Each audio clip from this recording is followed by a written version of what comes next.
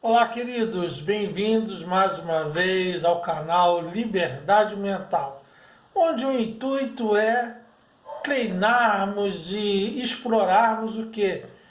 O nosso conhecimento, a nossa maneira de pensar, a nossa opinião, que, na minha opinião, é muito importante.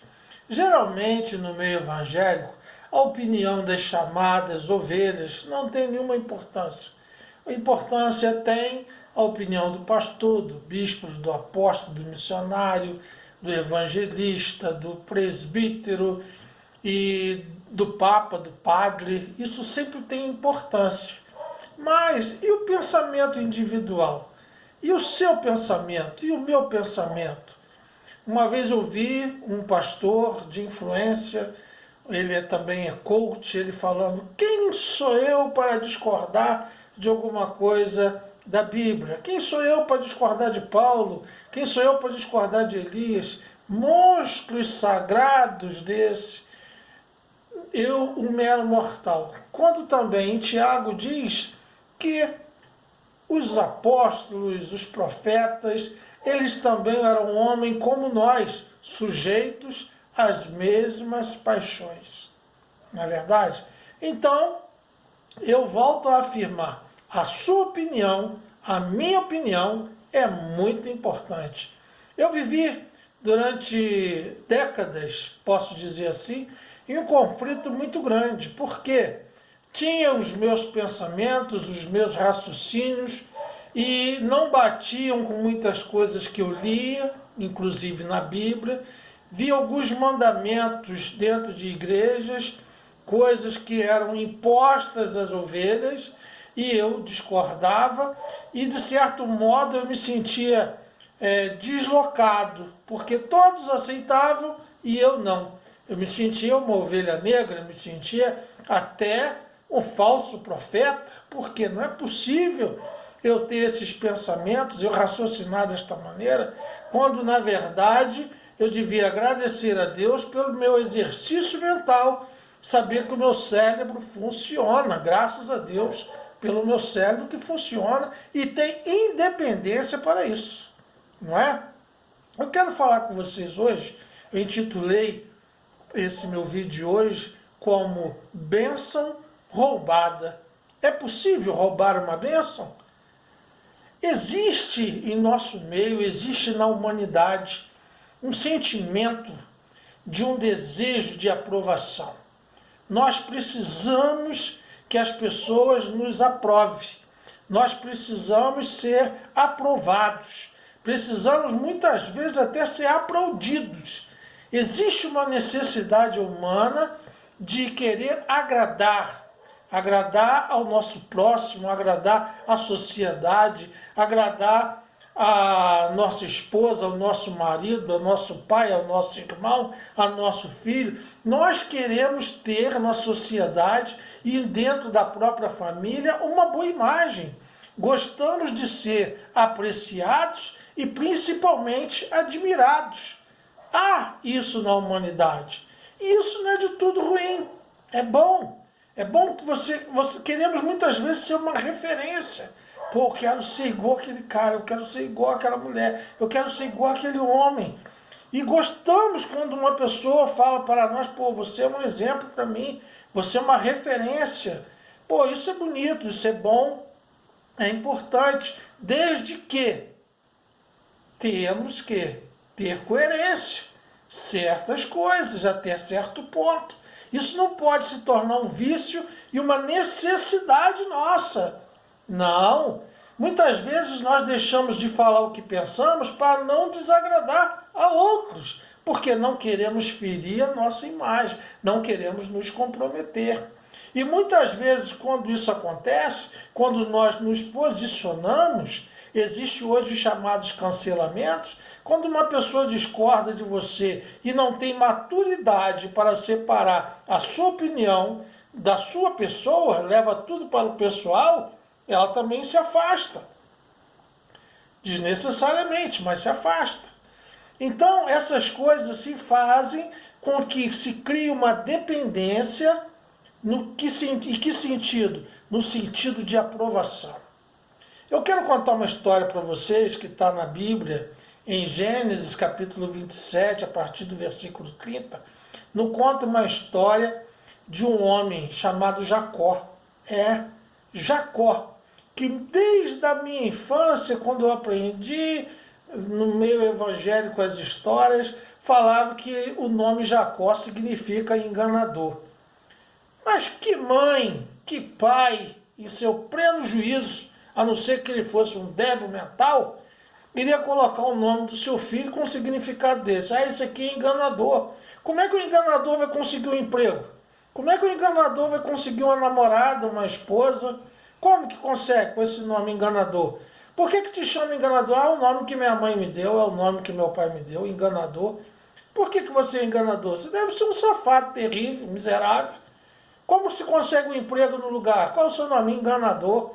Na chamada do colégio, fulano, beltrano, enganador está aí? Jamais. Quem colocaria o nome do seu filho de enganador? Não é verdade? Mas, o decorrer da história, né, de Jacó, ele foi se tornando realmente um enganador. Ele foi se tornando um enganador.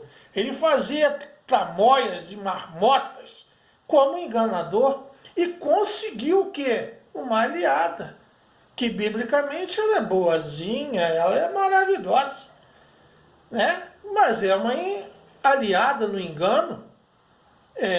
Ela enganou o marido e o filho. Quem é essa? Rebeca, junto com Jacó, né? Mãe de Jacó, mãe de Esaú, mulher de Isaac. Enganou todo mundo? Ela enganou. Ela arquitetou um plano junto com Jacó. Para quê? Para roubar a bênção de Isaac, seu pai, o patriarca da família. Por quê? Aí entra a necessidade de aprovação. Existia um ritual, existia um costume que o pai abençoava o seu filho primogênito, o seu filho mais velho, dava uma bênção e passava, de certa forma, a patente de autoridade para seu filho administrar os seus bens, a sua casa, a sua herança, tudo, né? Passava para o filho mais velho. Eu sou o primogênito da minha família, eu sou o filho mais velho, sou primogênito do meu pai e da minha mãe, mas sempre analisei isso de uma maneira muito estranha. Abençoa um filho e o resto? E o resto não precisa de bênção, não? Na hora da morte de Isaac, ele ia chamar um filho só, tendo dois. Por que não abençoa os dois? É por isso que quando eu falo do Deus do Antigo Testamento, e as pessoas pensam que eu sou ateu, porque eu discordo do Deus do Antigo Testamento, o Jeová do Antigo Testamento. Mas eles não querem entender que o Deus do meu coração, eu não sou ateu, o Deus do meu coração eu enxergo através dos olhos de quem? Através dos olhos de Jesus. Só consigo enxergar Deus através dos olhos de Jesus. Mas isso já é outra história. Vamos seguir a nossa aqui. Jacó, mancomunado com a sua mãe Rebeca, fala assim: ó, mãe, a bênção é para Esaú, mas eu quero essa bênção para mim.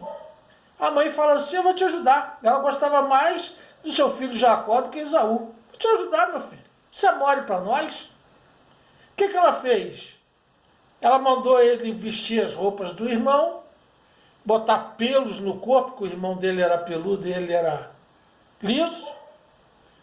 Vestiu as roupas do irmão, com o cheiro do irmão, o irmão era caçador. O pai falou assim: você faz uma caça para mim, traz para mim me alimentar e eu vou te abençoar. Enquanto Esaú sai à caça, vai para a floresta, vai para o mato, caçar, eles matam um animal doméstico ali, caseiro, que estava ali, perto. E acontece o quê? Matou o animal ali, fez ali, já estava pertinho de casa. Quando o outro chega com a caça, Jacó já tinha sido abençoado por Isaac e já, ó, pé no caminho. A mãe dele vira para ele e fala assim, ó meu filho, eu vou te mandar para casa do meu tio, Labão. Se você está me achando argilosa, se você acha que mamãe é boa na tramóia, agora você vai conhecer Labão, seu tio. Ele que deve ter ensinado Rebeca, que Labão era um enganador danado também. Aí ele viaja, vai para a casa de Labão, outro enganador, outro enrolador, e ali ele tem uma aula de safadeza com Labão. A primeira coisa que acontece, ele se apaixona por uma mulher chamada Raquel, filha de Labão, no caso, prima dele, e faz o seguinte, fala assim, ó tio, eu não tenho dinheiro, eu não tenho nada, estou trabalhando aqui para o senhor, estou morando aqui, mas eu gostei de Raquel, estou querendo ficar com Raquel. Labão fala assim, ó meu filho, faz o seguinte, trabalha aí 7 anos para mim, que no final de 7 anos você casa com a minha filha. Ele topa, ele se apaixonou, trabalhou 7 anos para Labão. Aí o que acontece no dia do casamento? A festa, vinho, bebida, à vontade, carne, banquete. Jacó chama no vinho, Labão manda entornar bastante vinho mesmo no sobrinho, manda ele para a tenda. Na hora de mandar a filhazinha Raquel, ele manda a outra, a mais velha, Leia, que era meio vesga, meio estrábica, e a outra era bonitinha, ela era meio esquisitinha, a Leia era esquisitinha, e já Raquel era bonitona.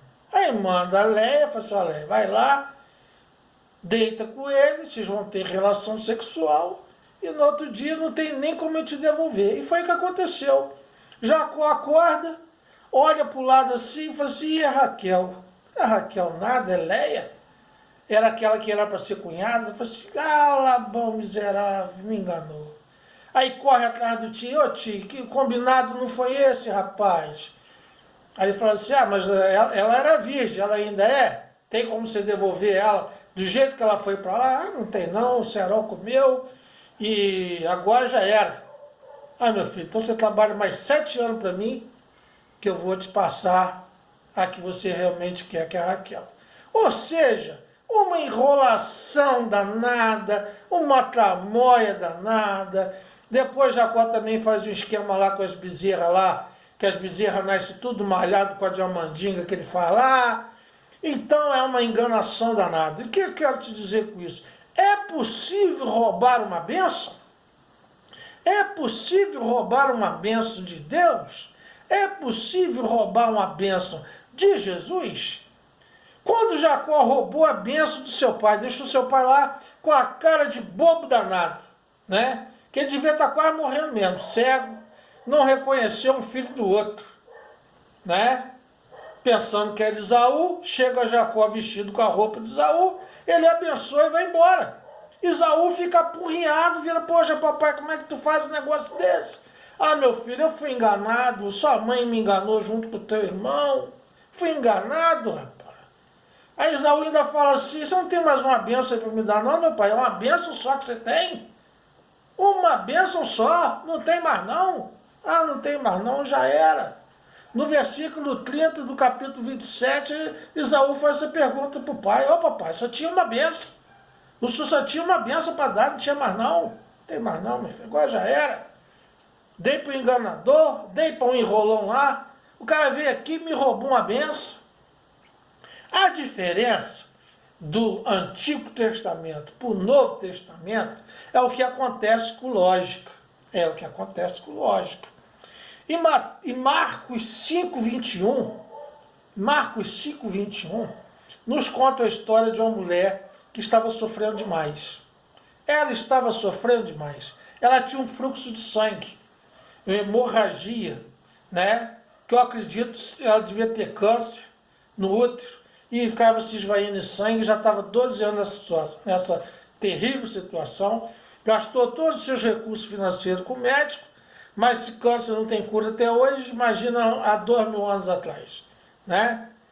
E ela ficou desesperada, foi o desespero dela. Só que ela falou assim, eu não vou prejudicar ninguém, eu não vou fazer mal para ninguém, eu vou fazer um bem para mim, mas eu não vou fazer mal para ninguém. O que eu vou fazer? Ela articulou um plano, ela falou assim, Jesus vai passar por ali, né?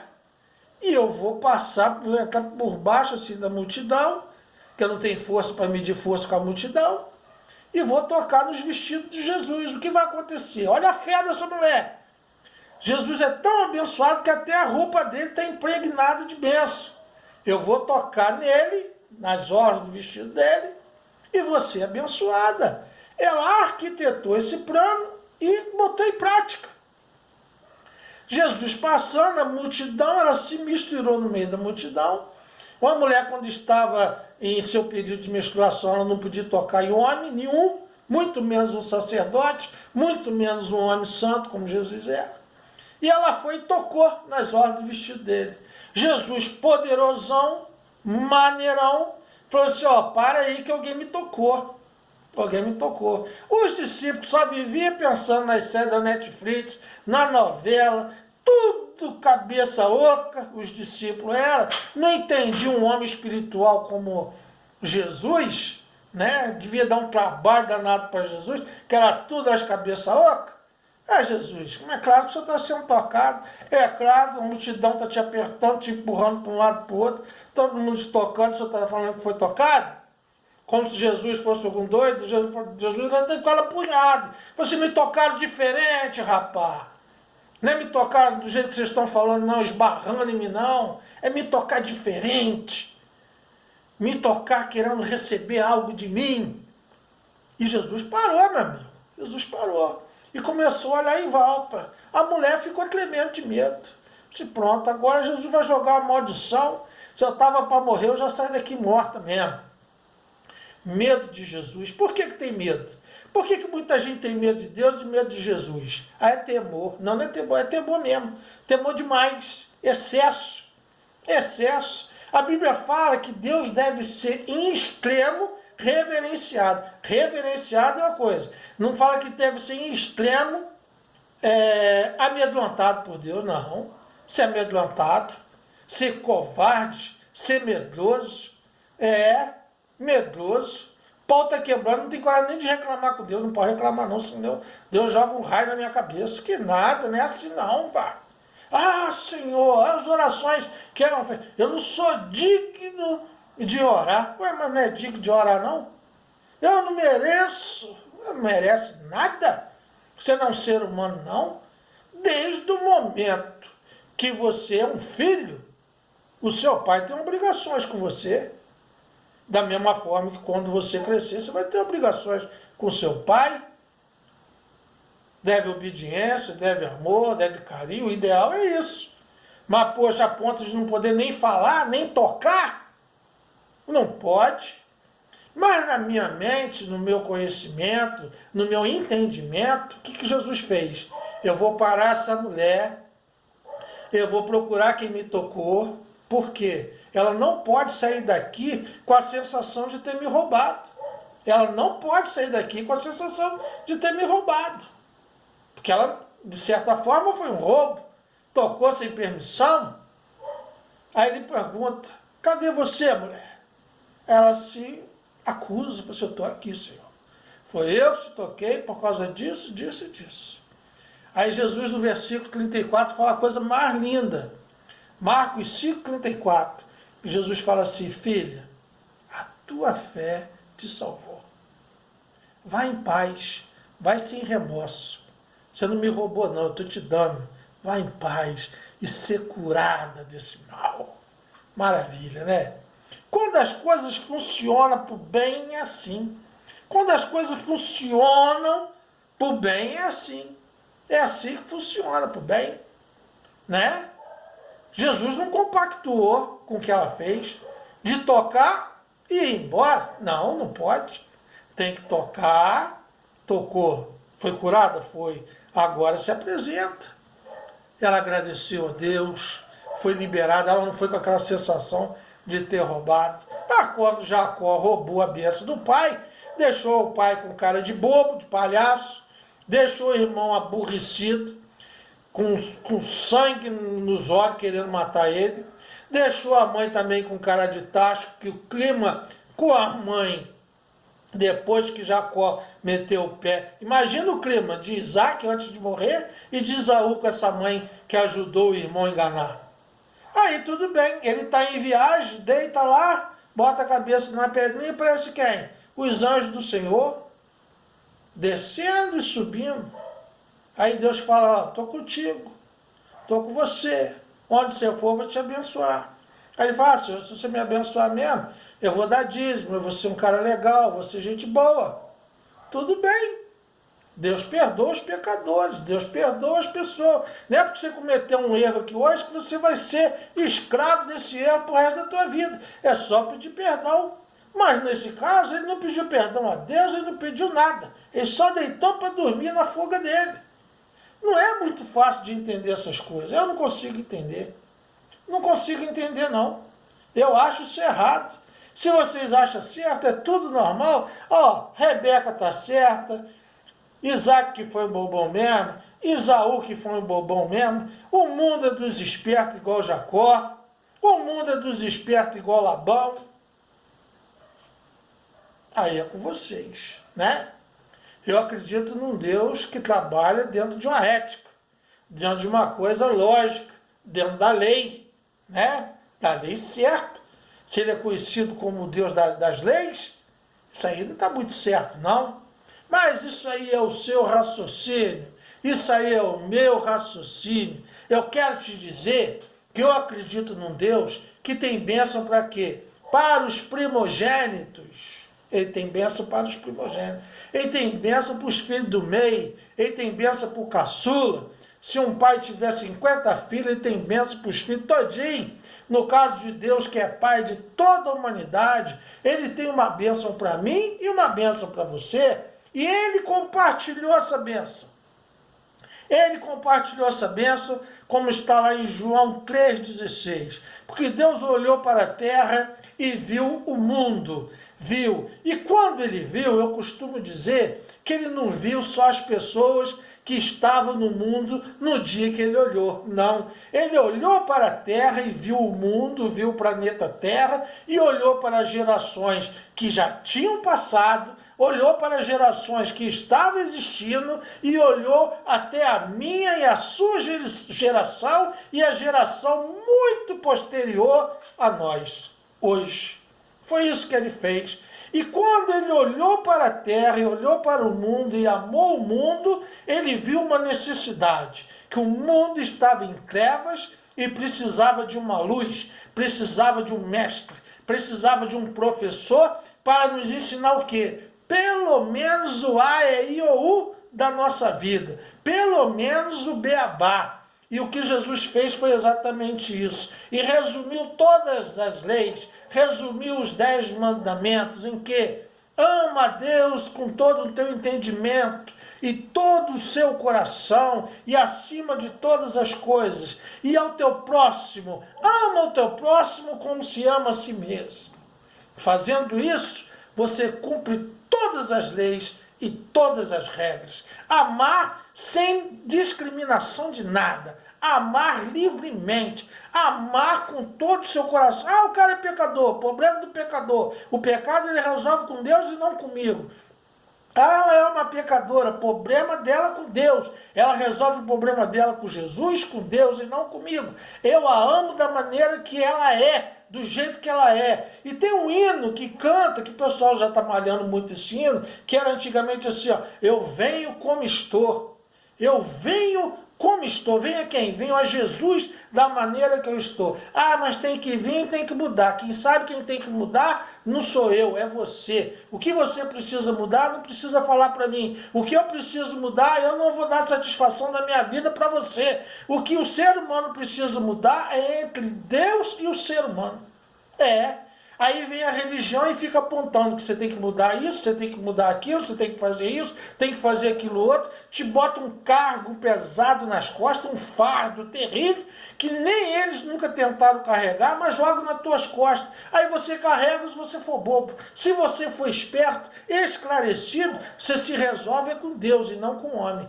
Essa necessidade de ser abençoado por homem, como Jacó, tem que ser abençoado por papai. Se eu não for abençoado por papai, eu estou errado na minha vida, a ponto de falar assim, eu vou ser abençoado e meu irmão que se dane.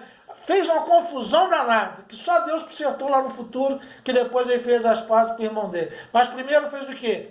Fez papel de ladrão, botou a mãe dele como mulata também, botou o pai como safado e botou o irmão com cara de bobo também. E foi para casa de um tio que ensinou ele a ser mais safado ainda. Ou seja, olha que bagunça, sem necessidade. É só acreditar, só meu irmão vai ser abençoado, mas eu também vou ser, porque eu tenho um Deus no céu a quem eu sirvo. E é assim, a maior bênção que Deus deu para a humanidade chama-se Jesus Cristo. Jesus Cristo é a maior bênção que eu e você poderíamos receber. E ele não veio aqui para pagar a dívida de Adão, não. Isso aí já é outra história. Não é nada porque ele veio aqui tirar uma dívida das minhas costas e uma dívida das tuas costas. Ele veio aqui para esclarecer o quê? A sua mente e a minha mente. Fazer você enxergar, fazer você entender que você não precisa de ninguém, a não ser ele próprio, para ter um relacionamento com Deus. Ele é o único intermediador entre Deus e o homem. Quem é esse intermediador? Jesus Cristo. E ele veio te trazer uma boa notícia, que está lá em João 14, versículo 1.